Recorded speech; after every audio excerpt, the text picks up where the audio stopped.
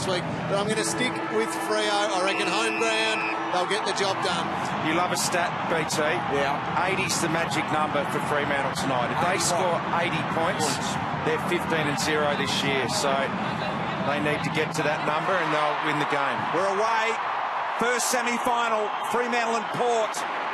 Crowley has already got into Ollie Wines. Kick out wide, goes in the Hartlett direction, who was electrifying in the early stages last week. And Tabata with a tackle. So crowd, not an empty seat in this arena, as you can imagine. Beautiful night, barely any wind, no sign of any inclement weather at all. Perfect, benign, dry conditions for these sides. Straight back. 1 metre. Mundy, the third man up. Fife, the centre of attention here tonight. Yeah, Travis Boak, you can see, as we look at Nate Fife on screen, voted as the Players' Player of the Year, the most valuable player. And he is just an outstanding contested ball animal. There's Crowley running around with Travis Boak. Boak had an enormous influence and going to try and curb that tonight. Barlow off to Mundy through the middle. Mundy equally skilled on either side. Got it off here to Spur. Little handball back inside Duffield. A little uncertain what to do. Forced wide with the kick to Walters. Big job tonight. No Ballantyne. He's got to hit the scoreboard, Walters. And he's back. Port Adelaide. I think one thing we'll see a lot of tonight is Fremantle's desire to move the ball quickly, Richard. I think it's something they do better now, particularly against Port Adelaide. You don't want to give them time to get all their numbers back across half-back. I expect Ross will get them to go as quick as they ever have done tonight. Yeah, you need to, because they've got some great intercept players in their back line. Port Adelaide, Jonas and Homsch have been doing it really well all year, and Jonas was the free man behind that stoppage. Broadbent kicks down the line. Prengo, the easiest of marks. Wilkes back in the middle. He took the risk. Now he's got to pull the trigger, and he did, but there's no one home, or fortuitous it was. Goes to the skipper. Handball out wide now to Hartlett. Hartlett, low, hard kick. Monfries, good overhead. There's a slap of the arms. Monfries ball.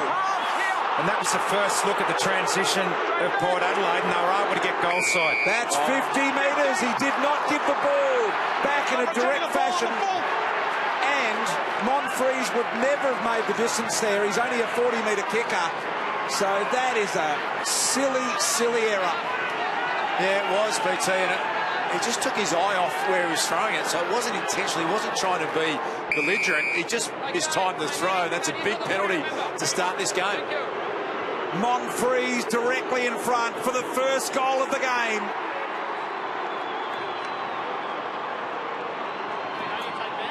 Well, there's a freebie to start the game for Port Adelaide. But it was a really good run and transition that got the ball into the hands of Monfries in the first place. It's what they do so well, winning the footy at half-back, and then they just run and spread so hard. Lingy highlighted it before the game, and Monfries was able to get goal side of his opponent to get that free kick, and then a charity free 50 metres gets him on the scoreboard. So here it is, BT. You see Mundy, it was just an errant left-hand handball. Yeah. He didn't time the handball right, and that is a 50-metre penalty. Opening goal goes the way of the power. Umpire didn't actually see the connection of the handball. He only saw the end result and penalised it based on that. And that was enough. Trying to get through some traffic there was Neil. Here's Wingard. Lethal as he is, wasn't he great last week? Jay Schultz, who's a whopping kick of the footy, won't get it from there, though. No, that is one of their issues. They do not want Zach Dawson in one-on-one contests. They want to make sure he gets support. He got done comprehensively then. Low footy inside, had to go back 5. Here's Gray. So many dangerous forwards. Daniel Pearce. Wide to Pavlich, who's come right up from half forward. Pollock, who spent an eternity out on this ground warming up pre-game. Must have been about an hour and a quarter or so. Pearce now escorted down the ground there by Crozier. Elects to go wide and finds Main. Main was under Jonas' attention there. Into the middle, look at the flow of the purple jumpers here. Mundy, players out everywhere at the moment. Mundy sees an opportunity with Barlow. The boy out of Assumption College in Victoria. Beautiful poise kick. Finds Clark on the lead. And there was really good transition from Freo. So both teams have had a good passage of play early to get their first shots on goal. Clark told to play on, and he's found an easy opportunity with Main, who's a real good set shot kick at goal.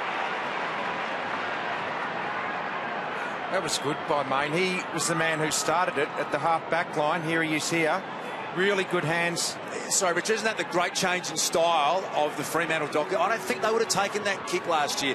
They are more aggressive now. They are going to take the game on, and as a result, they're in a scoring position rather than slow and long down the line. And then he followed it on, Das. 66% converted from the set shot, which is slightly above the AFL average. Main. We're right behind him, and he kicked it where he started it. One of the things I love about Ross Lyon is that he's just constantly looking ahead, as the great coaches do. He's put it on the record. They want to score more, they want to attack more and take more risks, and that's exactly the way they're playing. Beautiful kick by Broadbent to find Ollie Wines. Thanks, Nick. Yours, mate. Ollie Wines down, looking for Boak, has got to beat a couple. Clark got back. I'm sure he got hand on footy, but he has now. Fife didn't really have great control. Sutcliffe through some traffic. Nice little inching ball here to Pav. They're away once again. Sutcliffe inside 50 with the finishing kick. Good effort at mark there. Crozier couldn't quite bring it in. Neal to Barlow. Caught in the tackle. Got to go again here. Crozier, little dribble along the ground. Walters trying to tap it in front. Now Neal is caught in the Homps tackle. Brad, enough. Thanks. Really good pressure by Port Adelaide there. Excellent. Straight back. Meter. Umpire Matt Stevic in control. Kick around the body, smothered by Neal. Hartlett bangs it out in the neutral territory, but it's coming back again here at the moment. Spur just sends it back inside 50. Up they fly. In front was Main. Peeled off the handball to Mundy. Within 50 metres. Top of the square. Fife with the Shepherd. Did he hit it? Did he touch? Must have just hit his knee. Yeah, banged into the post as well, BT. Might have even gone through his legs. Pushing hard forward there, Nate Fife. Pollock. Westhoff. Thanks, Nat. White running downfield onto the wing, coming onto this footy right now. He led his man back towards his own goal, and then he immediately turned. That's the one, though, BT, that they're struggling to get moving. It's comparison of last week, Port Adelaide, where they were just going 72% of this quarter so far has been played in Fremantle's half of the ground. Inside to Ibbotson. He plays on. Got around White very, very easily. Kick down there, couldn't quite get on the end of it. Taberner, now O'Shea to do it in the back pocket. A little nervous slip, and then caught in the tackle by Taberner as well. As you highlighted before, Das, they're getting some ball into the corridor. Fremantle, it's giving them good opportunities to get it inside 50. They haven't been able to make the most of it with marks inside 50 yet. Barlow onto the bench for his first rest. Hartlett didn't handball it, didn't kick it. Had an opportunity. Now Neal from 50 metres out right to the line, and Jonas. So under enormous pressure at the moment, Port. Yeah, that must have been knocked out of Hartlett's hands, because he certainly didn't dispose of it. Hey, I mean, really interesting to see how Port handled this, because they were the ones on the other end of it last week. Yeah, the defence has held up well for this period, where it's just been repeat entry in the last 4 or 5 minutes. Got the footy, gets it to the top of the square, high footy again. No one can get their hands on it. They need it tall deep at the moment, Fremantle. A couple of kicks there have gone nearly to the goal line. You probably want to get it a little bit further out from goal. Too easy to defend and get through for a point. Facing directly west, this shot, as you can see the sun setting over the top of that triple tier stand there. Been here for many, many years. Built back in the 70s, the early 70s. It's an interesting matchup, that, isn't it? Eric Ibbotson, they're happy to go with the smaller man there on the Hoff. Alex Silvani, the late withdrew, probably would have had that matchup potentially on Justin Westhoff. Push out. Giving 13 centimetres there, Das, which is a huge height advantage to Westhoff. But Ibbotson, he plays tall and he holds his own in those marking contests, so he's got a massive role to play tonight. So Lobe here with the free at half-back. So a chance for Port Adelaide to possess the footy for a little bit of time. Wines picked it up beautifully. Polak went into a tackle. The pressure from Fremantle's dynamite at the moment. Handball comes on. Big long kick. Crozier getting back. Alapati Carlisle. He did well last line of defence. So peppering the face of goal are the Fremantle Dockers. But again, that last kick, as Richo pointed out before, that's not great. Long kick to the loose man back in defence does them no favours. So they've had plenty of entries, but their quality hasn't been great. It's 7-2 inside 50 Fremantle's way, but Ross would be not happy with the way they're delivering the ball at the moment.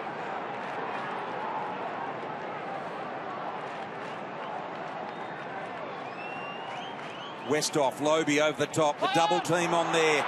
We expect that's going to happen a fair bit. Westhoff around the corner with a little opportunity here, trying to get Hartlett to run onto the footy. Inside 50s, you can see 7-2 in the game already. 76% of the time in the forward half for the Dockers. Last week it was Ibbotson who was the man that was getting off and going to Buddy as the loose player. Looks like Mzungu's the one tonight who's going to get loose behind the ball. Crowley to Mundy. See how easy Sandlin's won that knockdown. Then Darcy was almost at waist level when he knocked it. Hill, Duffield, Mundy all combining. Dawson just got in the way. Hill's got to go, and he did. Westhoff the clamp. Dawson, little one out wide to Spur. Fremantle Dockers applying enormous pressure at the moment. Up over the top, couldn't get hold of it. Fife, O'Shea bangs it back, but similar to the way Fremantle are putting it inside 50. Duffield dropped an easy one. Crowley fights over it with Ibbotson. Little handball out the back to the dangerous Gray. Didn't get all of it on his left. And 1-1. They are. Lucky to get away with that. Duffield dropped a mark he would normally take. It was a high ball coming in, but had to sew that one up. And Ryan Crowley went to ground when he didn't really need to before. And it's what you love about these big occasions is that the pressure is so intense that players make mistakes that they would never make in a home and away round. Freo looking to make the final four for just the third time in their history. Since being in the AFL, that is. Sutcliffe, half-back. Monfries on. Now Main ran into the Monfries tackle. There's a lot of work, Chris Main. He's finding himself at half-back an awful lot. He's had a good start to this game. He's had 5 disposals and 4 marks, Chris Main. That's a great sign. The big fella. Opening 12 minutes done for him, and now Clark gives him a cut out in the ruck. On to Subin. And it came into this side in the absence of Ballantyne. Out the back, O'Shea. Homsch under Pavlic's pressure. Well done, Pav. Homsch able to recover. Nervous kick around the corner. Another turnover force. Now Walters has got to go. Alapati Carlisle. Trent Gove lost a handle on the footy. Hartlett went and got it. And now Pittard. Inching footy. Beautiful footy to Schultz. Long way from his goal. Sends it long and deep. Here's Gray and Sutcliffe. Sutcliffe took the gamble and attacked the footy in the air. Yeah, and you see Travis Boak down there who's looking up at Jay Schultz and giving him an enormous spray. He's gone to full forward. Good fist away there. The timing was perfect on Robbie Gray, but Boak's taking Crowley to the goal square. You can see bottom right of your screen and see if you can get Crowley to play full back on him for a moment. Wingard. Out of bounds on the full. Quite a few Port Adelaide supporters down at that end of the ground. Don't creep forward, Gus. This is where Port Adelaide need to turn the tables a little bit on Freo and just live a bit of the quarter in their half of the ground, just to give their defenders a bit of a rest. The Port defenders have been under the pump and have held up well so far. But you need to look after them.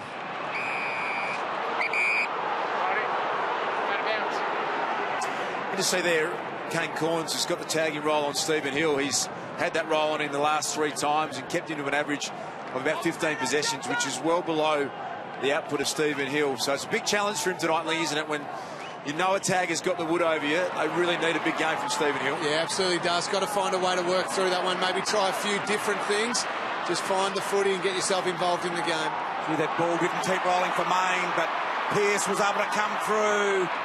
Couldn't quite beat. I think it was Broadbent on that occasion. Now the left foot kick around the corner once again. Not precise forward, but waiting for an opportunity was Neil. Went to handball over the top. O'Shea was hard at it. Muzungu was there. White had it stripped away. Muzungu was absolutely desperate to win the footy. And now a ball up in Fremantle's end. Jesus, hot out there. Got to pay some respect to the Port Adelaide defence. I think sides still think they can get hold of Port Adelaide's defensive structure, but they are standing up superbly here at the moment. So Wines puts that out of bounds from the full, and that'll be a Daniel Pearce kick from right on 50 on the boundary.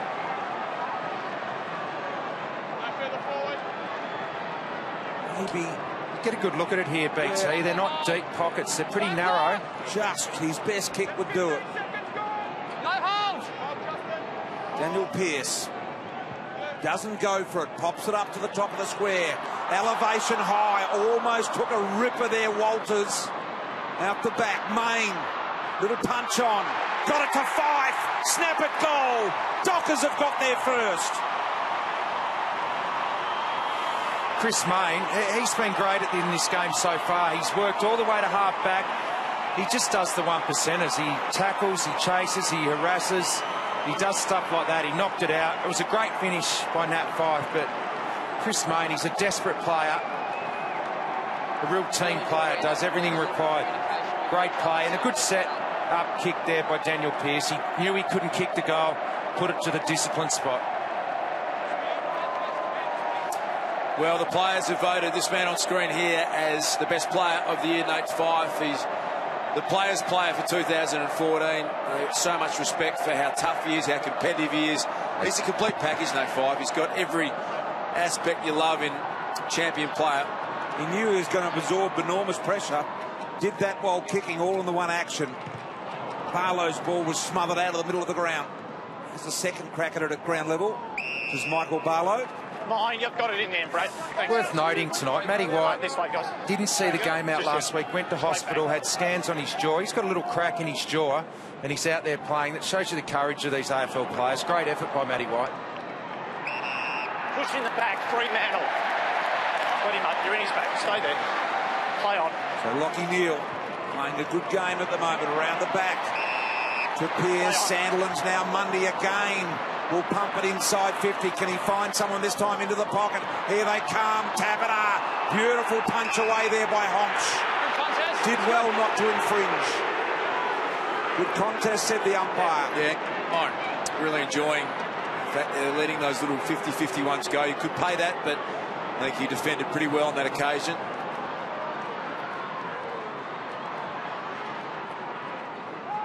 Neil again. Ending enough. He's had a heap of the ball here so far. His 9th touch of the footy in this opening 17 minutes. 7 contested. BT, he's on fire at the moment, Lockie Neal. 3 clearances. He's a standing player, Lockie Neal. He's just got Stepped up this year, hasn't he? Yeah. His profile mightn't be as big as the other Dockers, but he is going to be an absolute star. Off to Ebert. Ebert able to run. He was dynamic early last week as well. Cut off again, Sutcliffe in front. Dawson backs up and always wants to peel off the handball. Finds Barlow. They can go here, Fremantle. Funny little chip out wide trying to set Nate Fife free, but he was always going to be blocked by Jonas. Yeah, Fremantle are really good at stopping that run forward of Port Adelaide so far tonight. They're not getting that space goal side that they got last week against Richmond. Freo a lot tighter. Lobe. Fast hands. Pearce.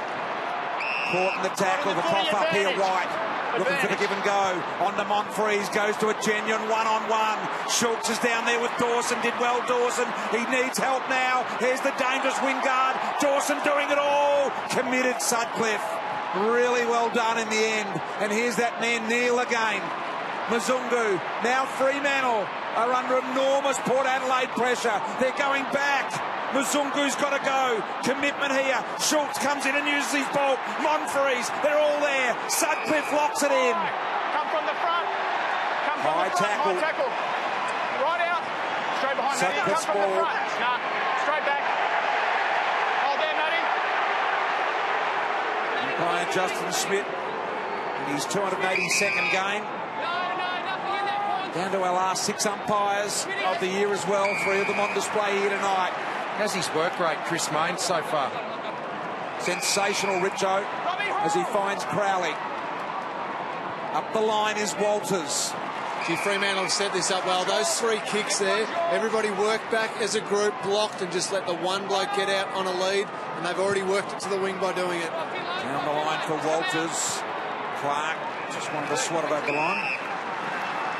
Have a look at this behind play.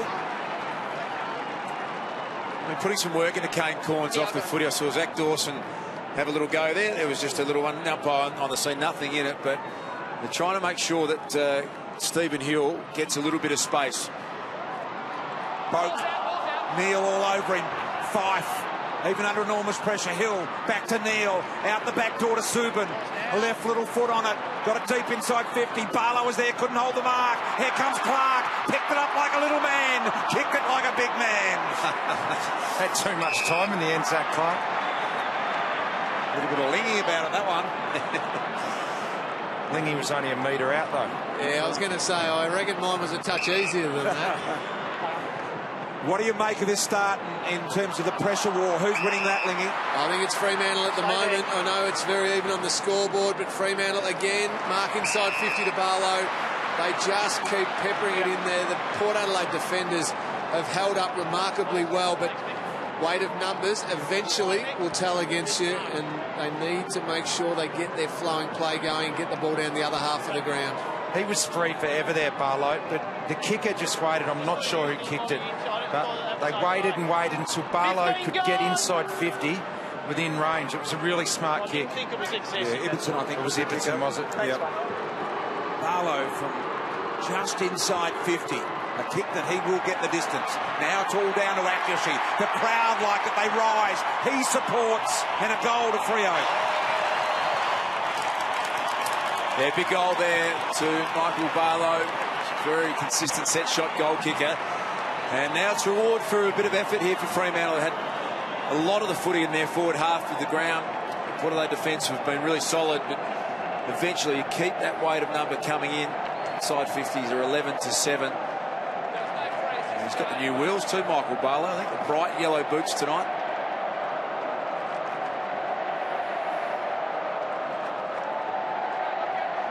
So Michael Barlow celebrating Fremantle's second goal. They lead it by 9 points in a very hotly contested semi-final that isn't an elimination final. We talked about who's going to help Pav out kick the goals tonight. Good signs early. Fife and Barlow, the midfielders, getting down and kicking them. Yep. Like they're deliberately making a big effort to get down there, Richo. Hartlett muscles it out of the middle to Pittard. Around the corner he goes. Mzungu. We tell you, we're 22 minutes into the first quarter here. This time last week, Port Adelaide had a 43-point lead. Yeah. Different proposition here tonight. It is indeed. Holding Port Adelaide. Intriguing to see how Port handle it. They're handling it okay. Well, last week they were able to run and carry the ball, and it takes the loose player out of play. When you run and carry, the loose player becomes null and void.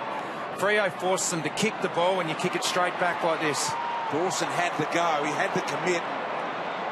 Out of bounds on the full will be the end result. Yeah, Richo, at the moment you see Zach Dawson there. At the moment it's the Fremantle spare who's having the most influence on this game. Last week it was Port Adelaide's. When they get the ball forward, Port Adelaide, they need to get it into some even-numbered contests so that Fremantle can't just run the ball out as easily as they are so far. They're forcing them to kick it though, Lingy, and not run the ball, aren't they, tonight? Yeah, exactly right. And even this is just that kick mark, having to go backwards and sideways, trying to shift the Fremantle defence, but they're not going at them and through them like Port Adelaide want to play. Ends up with Pittard, who now goes down the line looking for Hartlett. Made it hard for him, but Hartlett really did well. Thank you. That's Lockie Neal, guys, there. Just getting a bit of attention from the doc and physio. A big knock on his shin, just getting iced down on the shin. He'll be okay. He'll get back out on the ground. Doesn't look to be anything more serious than that. Great mark from Justin Westhoff. Just all over it, Lingy, at the moment down there. Keeping an eye on all things footy. They want to get him back out, BT. He's been the most influential player on the ground in this first quarter. He's had 12. The most for Port Adelaide is Ollie Wines with 6, so they need him out there quickly. Westhoff doesn't take a lot of time. gets on with it pretty quickly. Sharp angle, missed it left. Pretty happy start. Pretty dominant display in all the statistical numbers here for Freo, but you look at the scoreboard, only 8 points. They lead everything, but it's not out of control on the scoreboard, which is a real positive for Port. Hill gets plenty of penetration with the play on and kick towards Sandilands, who just wanted to bundle it forward. There's Mundy and Fife. Fife's got to make that kick or they're in big trouble. Subin did well to just block him. He's got a runner with him in Sutcliffe. Takes him on that left boot, Subin. Beautifully placed kick. Have a look at this. Main's work back. Shepherd's for Taverner. On the left boot, bends back. Missed. I said it earlier, but it's a new look Fremantle for me, BT, that, and Richo and Lee. That Fife kick in the corridor is a real 50-50 job, but if it comes off, and it wasn't his best kick, but then they're open through the middle of the ground, and then they can go right through the corridor and score. It's a much more aggressive style of play they've got. And that would never have happened in years gone. I don't think so. I think Ross is a bit more conservative than that in the past, but you look at the way Hawthorn play, look at the great Geelong sides. Sydney score freely. They are just prepared to risk a turnover to score more than they have done in the past. So Neil's got a free here against Ollie Wines. Back here, please. Back here. Start there. So been a sensational 13 possession quarter here for Neil, and there's still 2.5 minutes remaining in this quarter. Out the back, Fife again can run in for his second goal, and Fremantle starting to capitalise now. What an absolute freak. He's just a jet of a player. You love everything about the way he goes about the game of AFL football. Courage, skill, work rate. He's tough. And he knows the big stage as well, Nate Fife. And it's just a pleasure to watch him go about his business. They need to have a good look at Nate Fife. Can't keep him playing the way he is at the moment. So, any suggestions what you do about this guy if you're an opposition team? Well, he can just do everything, and that's the beauty of him. That's the 9th time he's kicked multiple goals this year. He's never kicked more than 2. Well, I think it's time to actually go the hard tackling. I don't think they started without a Nate Fife, but he's probably good enough to get 30 possessions and still be one of the best players on the ground. But it looks as though, to me, Ebert and Hamish Hartlett are rotating on him. Would you change it around? Would you go Kane Corns and just say, you know what, we can't afford Fife to keep going the way he's going? Yeah, that's a huge risk, isn't it? You send Kane Corns to Stephen Hill, Fife gets off the chain. Somebody needs to play with a balance on him. They'd love to be able to keep the tag on Hill and not let him get off the hook. But while Fife's going as good as he is, the coach's box at Port Adelaide now, they would be discussing exactly that. They'd be debating at quarter time whether or not they make the move. I would. I was going to say, what would you do? You've done that all your career? I'd get onto Fife. I reckon he's the one who gets them going, gets them started. He's just so brilliant in close, and now while he's hitting the scoreboard, kicking goals, he's hurting this game. There he is again, elevating, keeps his feet while all others fall over, and guess what? A no-look handball as well. A little bit of Hollywood about that. Gray through some traffic, did well. Take his own handball, but look at the purple jumpers around the footy. Pearce, who's been good in this opening quarter as well. An opportunity stolen. Disposal. Fremantle, Garrick Ibbotson. The problem with Fife and tagging him with Corns is that he'll then push forward, and he's 6'2". He's too good a marking player. Daniel Pearce bit off a bit more than he can handle there, and now Wingard kicks it into space. Have a look at this, an opportunity for Monfries. Needs a good bounce, turns around. He knew Ibbotson would have got him if he'd straightened, and he sprayed it big time. Angus Monfries. The happiest man on the ground is Daniel Pearce. He had a shocking turnover at half-back, but I don't think he'll get any grief from the coach. That was, again, them trying to take a risk through that part of the ground. Tapping a bundle out of the way. Hartlett deliberate along the ground to Ollie Wines. Ollie Wines goes in there looking for Boak. Strong. Crowley did well over the back here. Kept it alive, but Dawson sees it over the line. He's done the job so far, Crowley. Only 2 disposals for Boak, 2 handballs. Yeah, he has. He really has, Richo. And Boak instrumental to this Port Adelaide team. What a magnificent night in Perth for an elimination final Wingard again, loves this left foot. Look at that. It's just all class from Wingard. Sensational kick around the corner. Yeah, the Stars are on here, aren't they? You've got Fife tearing it up with 2 goals in the first quarter. And that's a massive moment for me, Richard. That goal just makes the scoreboard not look out of control as we're close to the quarter-time break. And Wingard found a bit of space where his teammates have struggled. It's a big goal. Yeah, 8 shots at goal to 4, and every statistical area you look at, Freo are in front, but only a 9-point lead.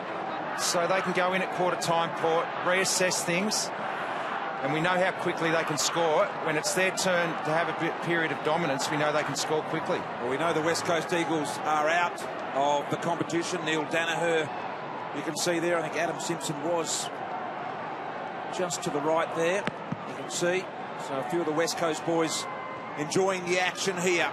Great to see Neil at the footy. Pavlich with a pulverising tackle, too high. Against Walters it was, so Polak's got the free. That's it. Just 15 seconds remaining in the quarter. Port are the only ones that can score from here.